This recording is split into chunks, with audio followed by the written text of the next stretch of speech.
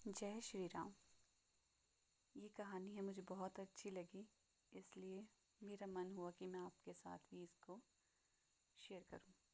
मिट्टी का प्रभाव। इस कथा को अवश्य पढ़ें। जिस भूमि में जैसे कर्म किए जाते हैं वैसे ही संस्कार वह भूमि भी प्राप्त कर लेती है। इसलिए गृहस्थ को अपना घर सदैव पवित्र रखना चाहिए। मार्कंडेय पुराण में एक कथा आती है। राम लक्ष्मण सीता जब वन में प्रवास कर रहे थे, मार्ग में एक स्थान पर लक्ष्मण का मन कुभाव से भर गया, मति भ्रष्ट हो गई। वे सोचने लगे, कैकेयी ने तो वनवास राम को दिया है, मुझे नहीं। मैं राम की सेवा के लिए कष्ट क्यों उठाऊं? राम जी ने लक्ष्मण से कहा, लक्ष्मण, इस स्थल की मिट्टी अच्छी दिखती है, थोड़ी बांध लो। लक्ष्मण ने एक पोटली बना ली। मार्ग में जब तक लक्ष्मण उस पोटली को लेकर चलते थे, तब तक उनके मन में कुभाव ही बना रहता था।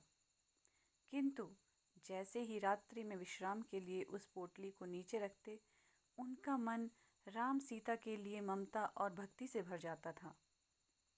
2-3 दिन यही क्रम चलता रहा। जब कुछ समझ नहीं आया तो लक्ष्मण ने इसका कारण राम जी से पूछा। श्री राम ने कारण बताते हुए कहा, भाई, तुम्हारे मन के इस परिवर्तन के लिए दोष तुम्हारा नहीं, बल्कि उस मिट्टी का प्रभाव है। जिस भूमि पर जैसे काम किए जाते हैं, उसके अच्छे बुरे परमाणु उस भूभाग में और वातावरण में भी छूट जाते हैं। श्री राम ने कारण बताते हुए कहा, भाई, तुम्हारे मन के इस परिवर्तन के लिए दोष तुम्हारा नहीं, बल्कि उस मिट्टी का प्रभाव है।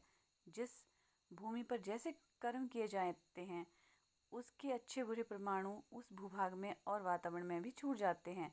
जिस स्थान की मिट्टी इस पोटली में है, वहाँ पर सुंद और उपसुंद नामक 2 राक्षसों का निवास था। उन्होंने कड़ी तपस्या के द्वारा ब्रह्मा जी को प्रसन्न करके अमरता का वरदान मांगा। ब्रह्मा जी ने उनकी मांग तो पूरी की, किंतु कुछ नियंत्रण के साथ। उन दोनों भाइयों में बड़ा प्रेम था, अतः उन्होंने कहा कि हमारी मृत्यु केवल आपसी विग्रह से ही हो सके। ब्रह्मा जी ने वर दे दिया। वरदान पाकर दोनों ने सोचा कि हम कभी आपस में झगड़ने वाले तो हैं ही नहीं, अतः अमरता के अहंकार में देवों को सताना शुरू कर दिया।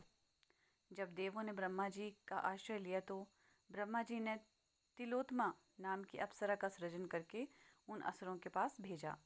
सुंद और उपसुंद ने जब इस सौंदर्यवती अप्सरा को देखा तो कामांध हो गए। तुम मेरी हो और अपनी अपनी कहने लगे। तब तिलोत्तमा ने कहा कि मैं तो विजेता के साथ विवाह करूंगी। तब दोनों भाइयों ने विजेता बनने के लिए ऐसा घोर युद्ध किया कि दोनों आपस में लड़के मर गए। वे दोनों असुर जिस स्थान पर झगड़ते हुए मरे थे, उसी स्थान की यह मिट्टी है। अतः इस मिट्टी में भी द्वेष, तिरस्कार और बैर का सिंचन हो गया है। जय श्री राम। आप बताना, ये आपको कैसी लगी कहानी? मुझे तो बहुत अच्छी लगी। चलो, एक सीख मिली है कि अगर हमारा घर है कहीं भी, मतलब अपने स्वभाव में ऐसी मधुरता लाइए कि जहाँ पर रहते हैं वो पवित्र हो जाए जगह, कलेश ना हो। बदलने की कोशिश करिए अपने मन को, द्वेष भाव से मुक्त हो जाइए। जय श्री राम।